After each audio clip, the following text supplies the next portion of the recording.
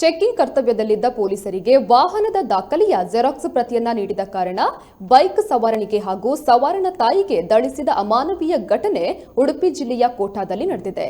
ಔಷಧಿ ತೆಗೆದುಕೊಂಡು ತಾಯಿ ಶಾರದಾ ಅವರನ್ನ ತಮ್ಮ ಬೈಕ್ನಲ್ಲಿ ಕುಳ್ಳಿರಿಸಿಕೊಂಡು ಪ್ರಶಾಂತ್ ಎಂಬವರು ಮನೆಗೆ ತೆರಳುತ್ತಿದ್ದ ವೇಳೆ ಚೆಕಿಂಗ್ ನೆಪದಲ್ಲಿ ಕರ್ತವ್ಯದಲ್ಲಿದ್ದ Kota police sub inspector Santosh BP ಮತ್ತು ಎಸ್ಬಿ ರಾಜು ಪ್ರಶಾಂತ್ ಅವರ ಬೈಕ್ ತಡೆದು ದಾಖಲೆಯನ್ನ ಕೇಳಿದ್ದಾರೆ.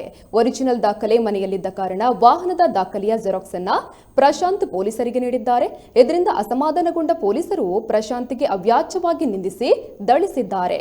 ಮಗನನ್ನ ರಕ್ಷಿಸಲು ಹೋದ ತಾಯಿಯ ಮೇಲೂ ಪೊಲೀಸರು ಹಲ್ಲೆಯನ್ನ ಮಾಡಿದ್ದಾರೆ. ಘಟನೆಯಲ್ಲಿ ಹಲ್ಲೆಗೆ ಒಳಗಾದ ತಾಯಿ ಶಾರದಾ ಆಸ್ಪತ್ರೆಗೆ ದಾಖಲಾಗಿದ್ದಾರೆ.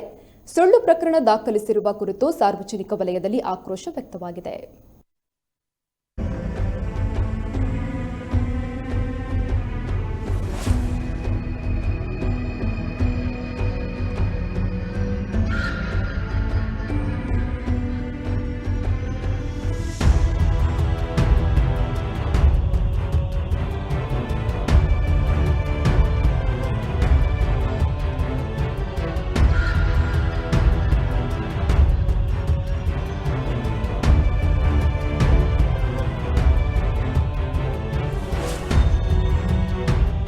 ನಾನು ನನ್ನ ಮಗ ಓದ್ತಿತ್ತು, ಅಣ್ಣನ ಮನೆಗೆ ಬಂದು ಓದ್ತಿತ್ತು. ಅಷ್ಟೊತ್ತಿಗೆ ಕ್ವಾರ್ಟರ್ ಕೈಲಿ ಪೊಲೀಸ್ನವ್ರು ಅಡ್ಡ ಹಾಕಿ ಡಾಕ್ಯುಮೆಂಟ್ಸ್ ಕೊಡೋದು ಹೇಳು. ಡಾಕ್ಯುಮೆಂಟ್ಸ್ ಒರಿಜಿನಲ್ ಇರಲಿಲ್ಲ, ಕಾಪಿ ಇದ್ದಿದ್ದು ಕೊಡಬಾರ್ದು.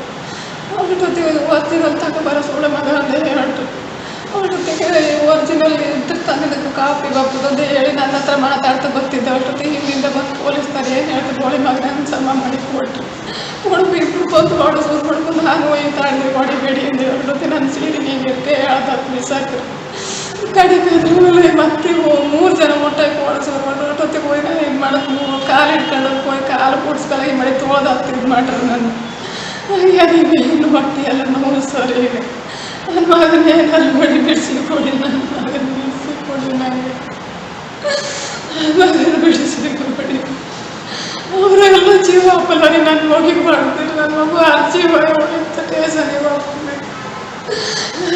ಮನೆ ಬಿಡಿಸಿಕ್ರಿ ನನ್ನ ಮಗು, ಮತ್ತೆ ಯಾರೂ ಇಲ್ಲ ನನಗೆ. ನನ್ನ ಮಗು ಹೋಗ್ಬಿಟ್ರು ಮತ್ತೆ ಯಾರೂ ಇಲ್ಲ.